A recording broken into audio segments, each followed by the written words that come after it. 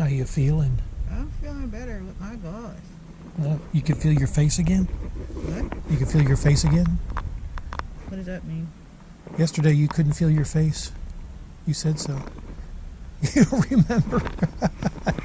She doesn't remember a lot of yesterday. We're going to have to watch that video. You haven't seen it yet.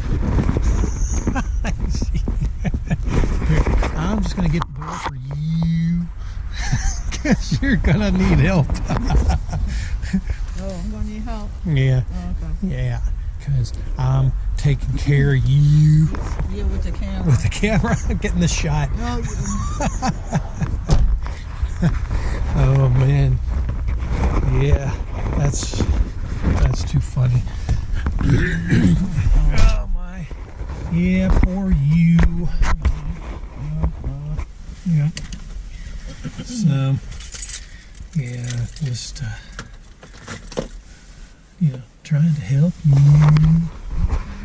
Yeah. Did I get it all on film? Yeah. I'll make sure it's getting the film. Oh.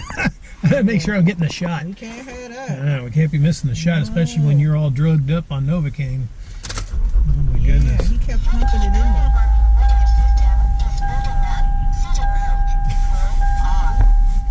That's my new radar detector.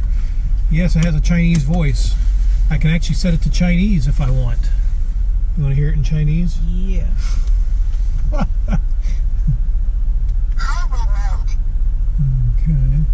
Well, wasn't that Chinese we was listening to? No.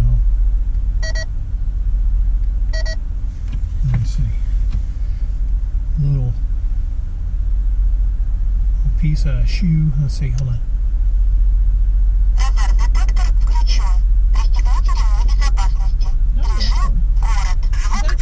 Chinese or Japanese? I don't know. It might be Spanish. It sounds kind of like Spanish. I don't know. Y'all know that language? Let me know. Put it back on English? No, I'll leave it. Why not? We'll just listen to it yak. The thing's popping up.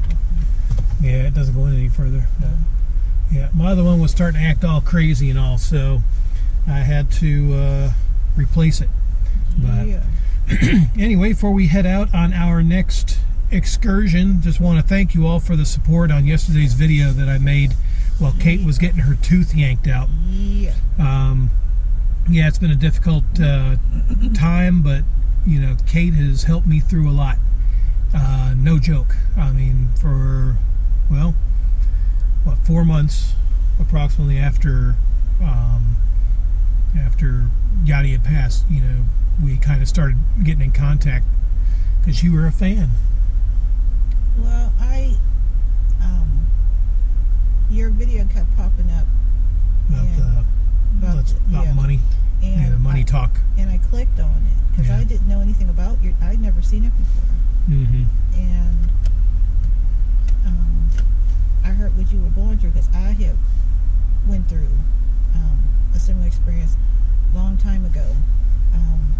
When I was married to someone who stole me blind to take care of his family. He actually went to the bank and stole everything. Well, you were in the hospital. I was in the hospital. I was having surgery. And I was married to this fool. And his family meant more to him than I did. And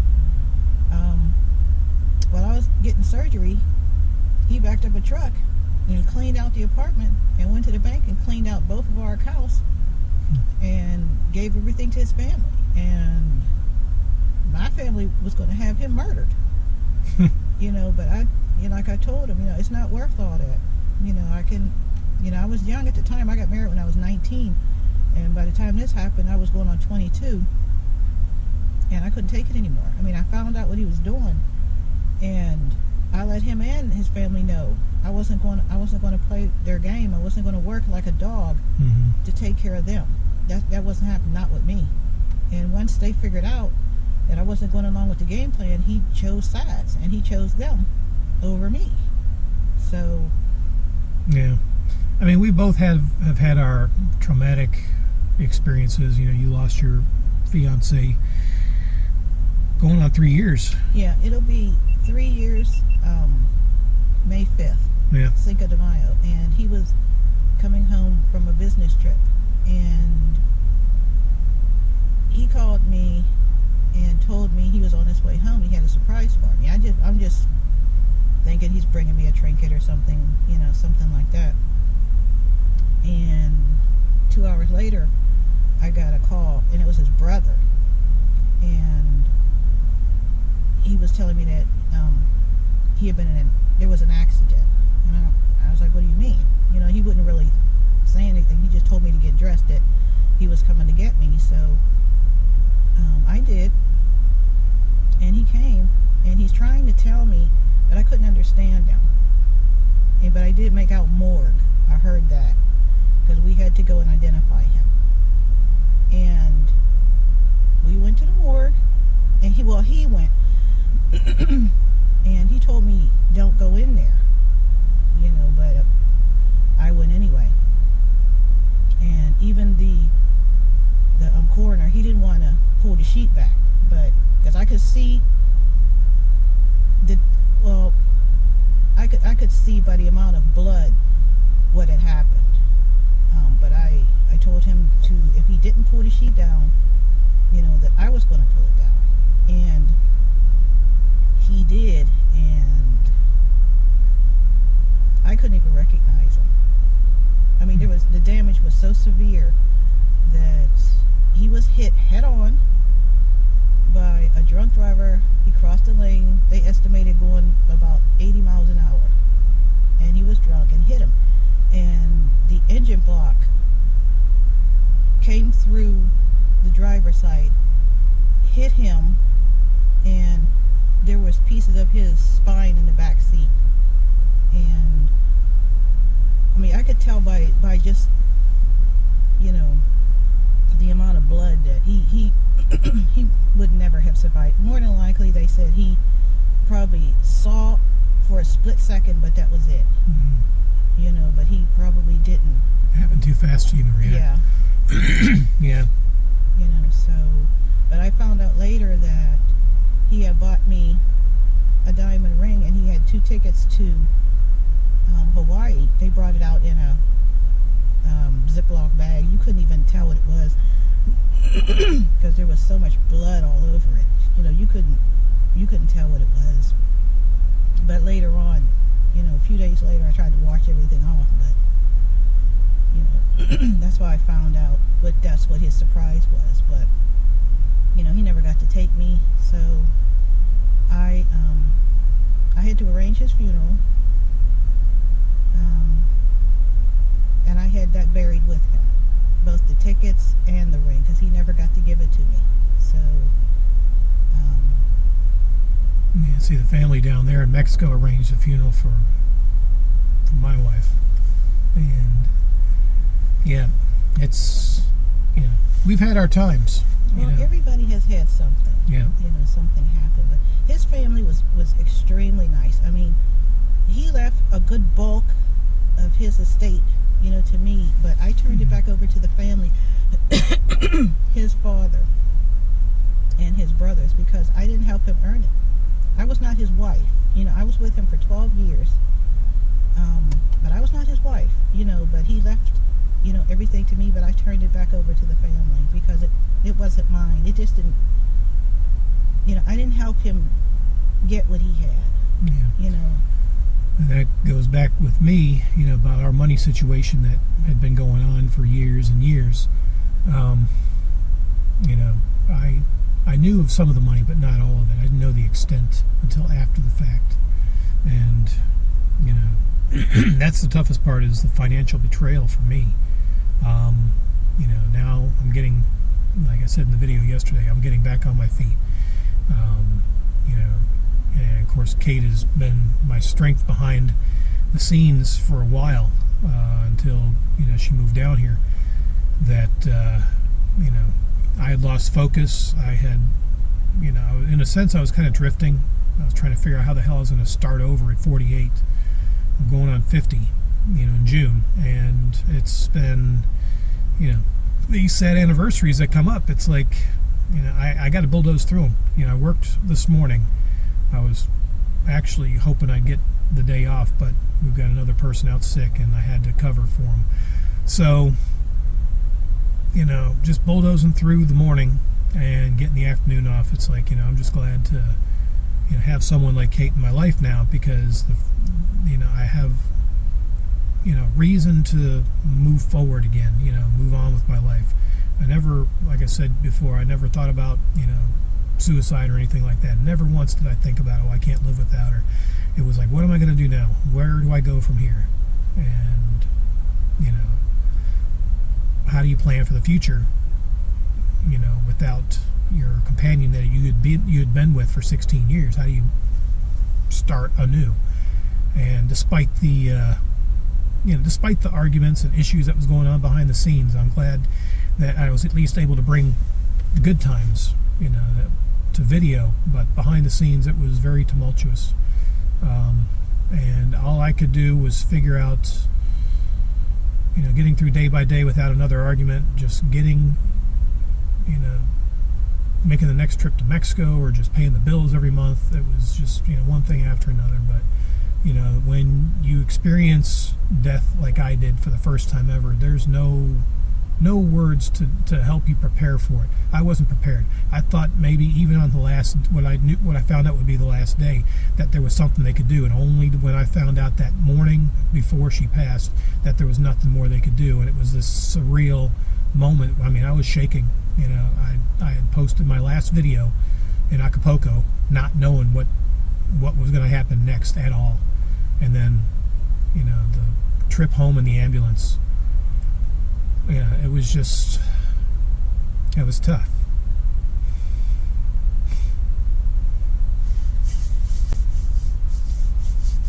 But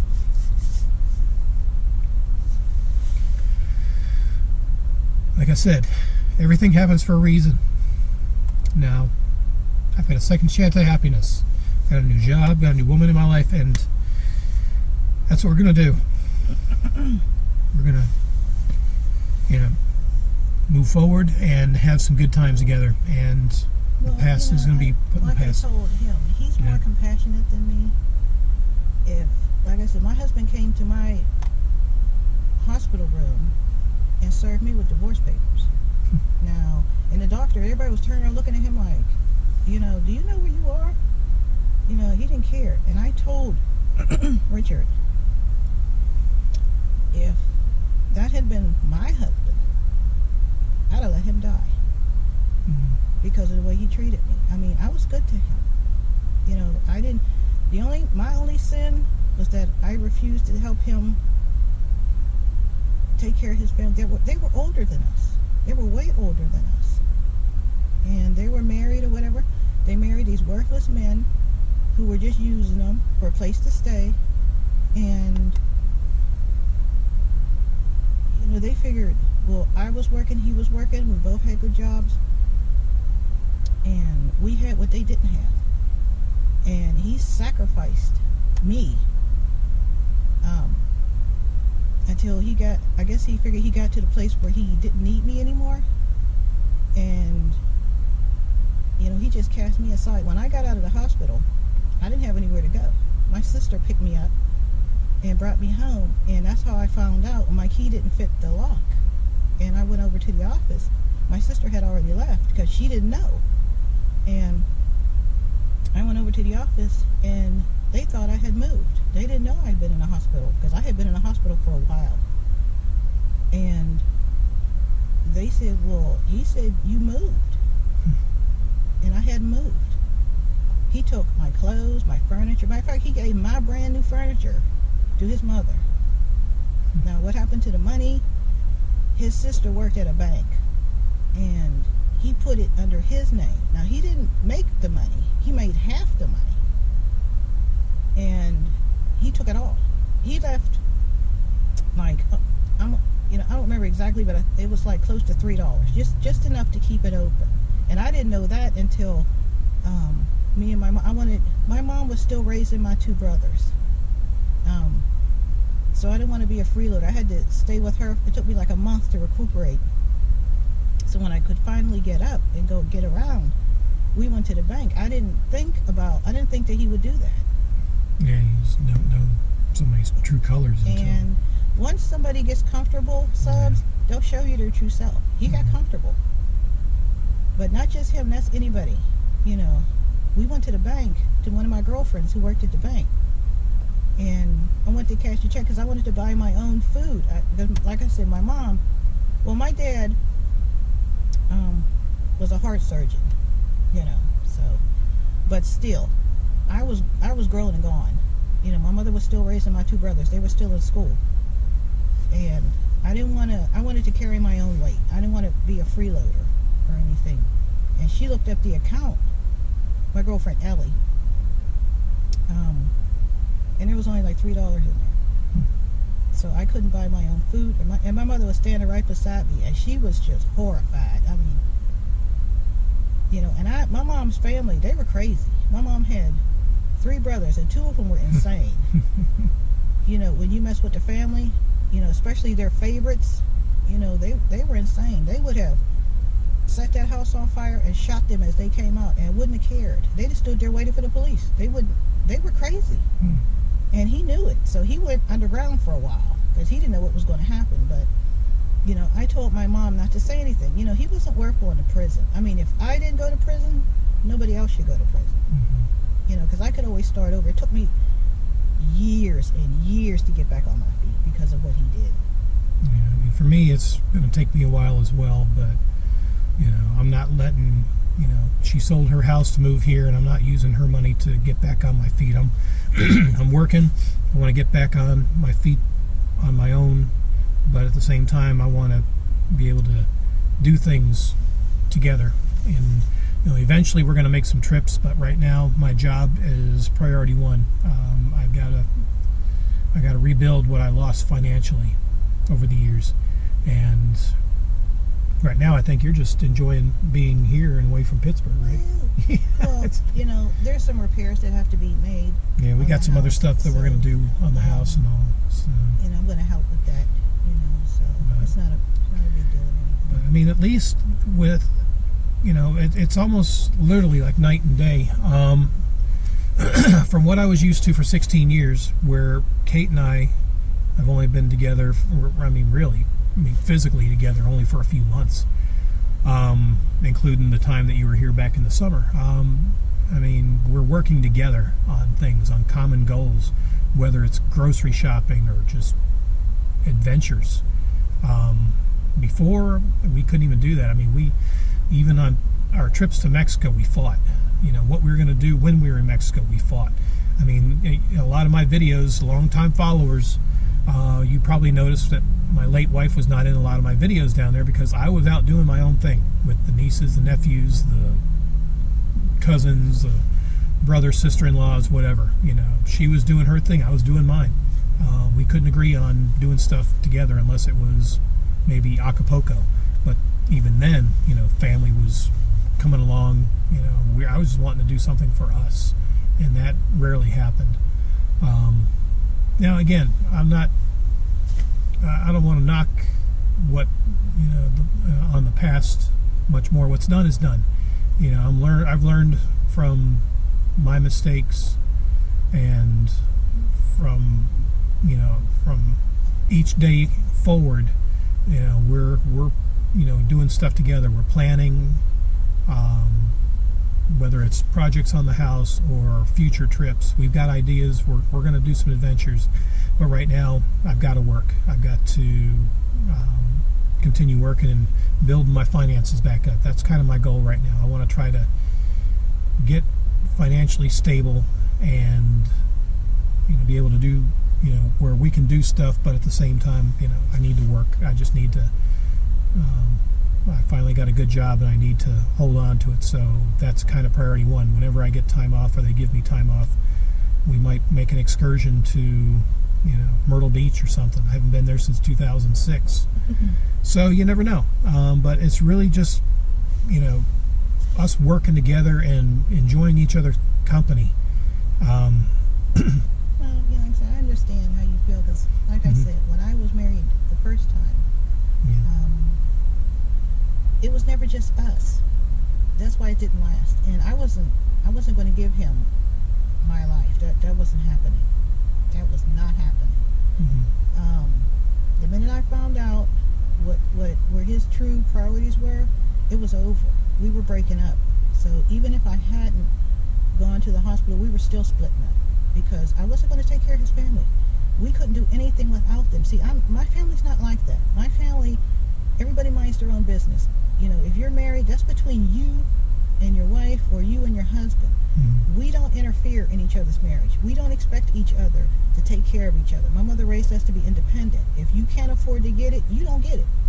But that doesn't mean my brother is supposed to subsidize me or I'm supposed to subsidize my sisters. That's not going to happen. We weren't raised like that. And I don't know where people get that.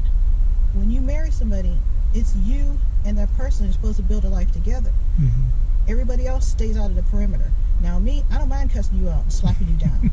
I don't mind that at all. Mm-hmm. You know, mind your damn business. You can only live your life. Stay the hell out of mine or else I'm going to have to beat your ass. You know, I can't have it. I'm not going to have it. If you want to support your family, fine. Stay single. And you can do whatever you want. But you don't drag somebody unwittingly into a situation where you know you have underlying motive. You knew it from the start. So the marriage already started off as a big lie. Because you knew you were going to use this person to help lift up your family. Grown-ass people. Mm-hmm.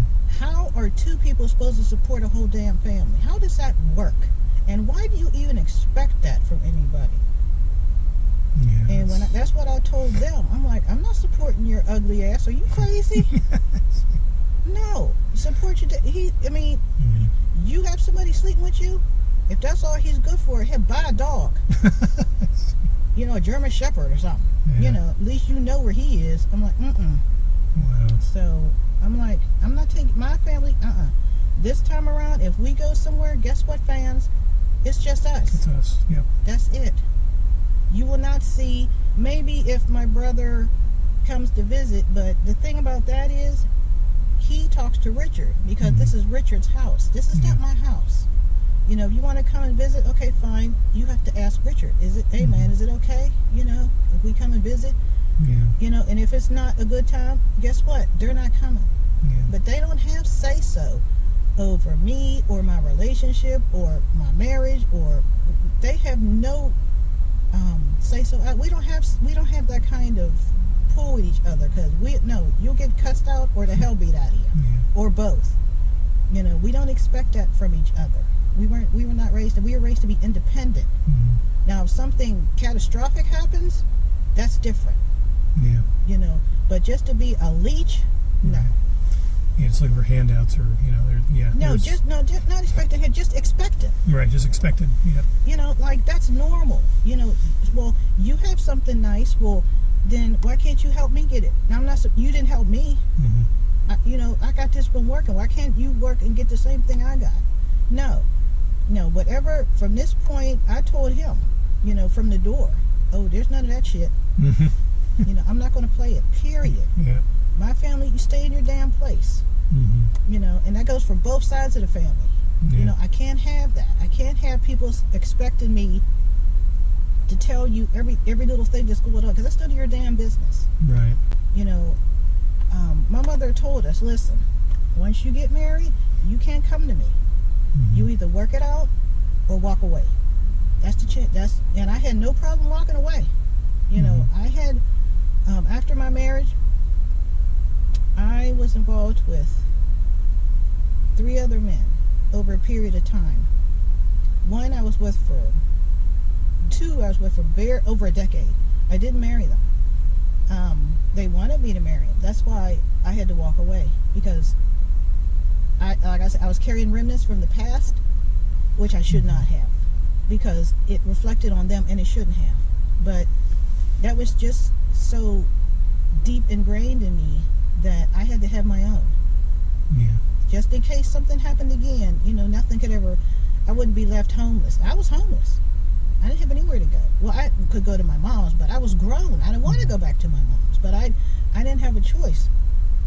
Yeah, for me, I was worried about losing this house when I was really starting to run into some financial trouble the last months of 2016 when I was in Mexico, you know, trying to do what I could to help anything that I could to help. But a lot of the money that was sent down there was no longer there, and they were asking me for more, and I'm like, I either need to come home and work, or we got to sell stuff. But everything just escalated so fast. Everything happened so quickly. Her condition deteriorated really after the new year of 2017, and 10 days later, actually 11 days later, she was buried the very next day on January 11. It's I mean, it's still, the past still haunts me. Like I mentioned yesterday, it still haunts me, but I don't let it affect my future, and I won't let it affect my future. I've been granted a second chance at happiness. I've been granted a good job finally after years of trying. So opportunity, I'm not one, like I told Kate, I'm not one for letting opportunity pass by. So I jumped on the job, I jumped on the opportunity for another, having someone new in my life. And she even asked me, that was I looking for another relationship, and I wasn't. I was not. I was, in a sense, my main goal was to try to get back on my feet and find purpose again. And Kate just happened to, come in, and just at I guess at the right time. And it's really, honestly, it's been pretty perfect, honestly. Well, it's been comfortable. It's been comfortable, yeah. I mean, yeah, we're not perfect, but we're close. Well, right. Well. I mean, we have our moments just like everybody else does. Yeah. But once again, I don't argue. Mm-hmm. I talk to him just like I'm talking to him now. I don't yell. I don't scream. I don't get in his face, and he knows not to get in mine, because I don't play that at all. But no, I mean, if something's bothering me, I'm gonna let him know. This is pissing me off. Not stop it. Mm-hmm. But as for yelling and screaming no, like I said, I went through that with my first marriage because I couldn't have peace. All I wanted was peace, and Mm-hmm. I couldn't get it. So now I'm real careful about that. And me, I kind of wanted peace as well. It's weird, because I didn't want to argue. I wanted us to work together for common goals for the future, whether it was, our land in Mexico. We had planned on building a house and all that, and then, wind up losing half of it as a result of politics, Mexican laws and all that. So it's like, it just wasn't meant to be, and it's weird how fate works. Fate works in mysterious ways, and for whatever reason, we've talked about this, that I've been granted a second opportunity at happiness, and I'm not going to let that slip by. So yeah, because I told him, like with me, when I got divorced, I bought a gold frame, and I put my divorce decree in it and had it up on the wall. When you walked in my house, that's the first thing you saw. Was my divorce decree, to remind me never to do it again. And like I said, the 3 guys over a number of years, and they was asking, what is that? I said, that's my divorce decree. Why do you have it on the wall? To remind me not to do it again. And they still didn't get... No, but some people think that they can change you, Mm-hmm. they can change your mind. I can't be somebody's version of me. I can only be me. Mm-hmm. And I wasn't ready to be married. And to be fair, the men that I was with, they had money. I didn't know it at the time, but they did. And the one put me through medical school. He put me through 2 schools. But he wanted to be married. I wanted him to be happy. He wouldn't have been happy with me because I didn't want to be married. And I would have been miserable, and I would have resented it. So, and I don't want that for him. I wanted him to be happy. And I sat him down, but I told everybody from the door, I'm not trying to marry you because I already was married. It didn't work. This is what happened. So please don't do it to yourself, and don't do it to me. Mm-hmm. But as the years went by, like I said, with this one Dominic, I was with him for off and on for 14 years. And I guess he figured after all that time I would change my mind. I never did. My mom was real sorry we did not get married. She wanted out with all her heart, but I can't live my life to please other people. I have to live it to please me. And in my gut, it kept telling me, don't do it. And you know what that feeling's like. Everybody gets it. You know, don't do it. You know, he's not the one. So I listened. But don't get me wrong, they were all nice people. They never did anything to hurt me. The situation I went through in my marriage, that's the only time I ever went through it. They weren't like that. The one, Dominic, he was 20 years older than me. And, you know, he was very nice. You know, he put me through two medical schools. He did. And I wouldn't be where I am now if it wasn't for him. You know, the two other ones, you know, helped me along. The one that was killed, his name was Tony. He owned, you know, a lot of property, you know, a condo and a big house, you know, that he left to me. But I turned it back over to the family. I didn't take it, because what he didn't give me while he was alive, I turned back over to the family. I didn't keep it. I just kept what he physically gave me. You know, but everything else, I signed it back over to the family because I didn't help him get it. It wasn't mine. So I didn't care. I mean, it's material. I didn't really care about it. And after his funeral and all, I did go back to the house and the condo to collect my little things. And it felt wrong. It felt off. You know, and I knew right then, you know, there's no point in coming back here. And that's kind of how I felt when I went to Mexico last year. I kind of figured it would be my last trip, and it wasn't. You know, I miss, you know, like Melly and, you know, Diego and, you know, their parents and, you know, the family. But at the same time, it's like you just have that feeling it's no longer the same. And yeah,